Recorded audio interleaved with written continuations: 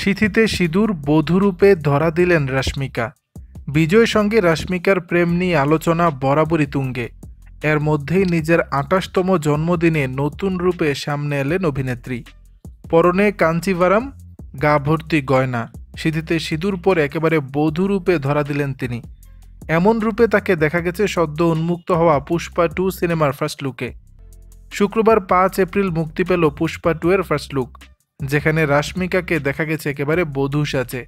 তার ঝলক দেখে ইঙ্গিত পাওয়া গেল শ্রীবল্লীর রূপে ফের ঝড় তুলবেন অভিনেত্রী। দক্ষিণী এই তারকা ক্যারিয়ারের শুরুতেই হয়ে উঠেছিলেন ভারতের ন্যাশনাল ক্রাশ। পুষ্পা সিনেমার স্বামী স্বামী গানে রাশমিকার নাচ দেখে মুগ্ধ ছিল সবাই। তার শ্রীবল্লী চরিত্রটি দারুণ হিট। গতকাল রাশমিকার পোস্টার শেয়ার করে নির্মাতাও জানান দিলেন তিনিও থাকছেন পুষ্পার দ্বিতীয় ভাগে। নিউজ 18-এর প্রতিবেদন অনুসারে পুষ্পা 2 এর চিত্রনাট্যে বেশ পরিবর্তন করা হয়েছে। জানা গেছে পুষ্পা 2-তে নাকি শ্রীবল্লী চরিত্রটার মৃত্যু ঘটবে। শোনা যাচ্ছে সিনেমার শুরুতেই মিলবে এর ইঙ্গিত। তবে এসব গুঞ্জন থাকলেও সিনেমাটির প্রযোজক ওয়াই রবি শঙ্কর জানিয়েছেন গল্পের মধ্যে অনেক পরিবর্তন হবে, তা একেবারেই সত্যি। কিন্তু শ্রীবল্লীর চরিত্রের মৃত্যু ঘটবে তা কিন্তু নয়, বরং সিনেমার সব চরিত্রগুলোই নতুন শেড পাবে।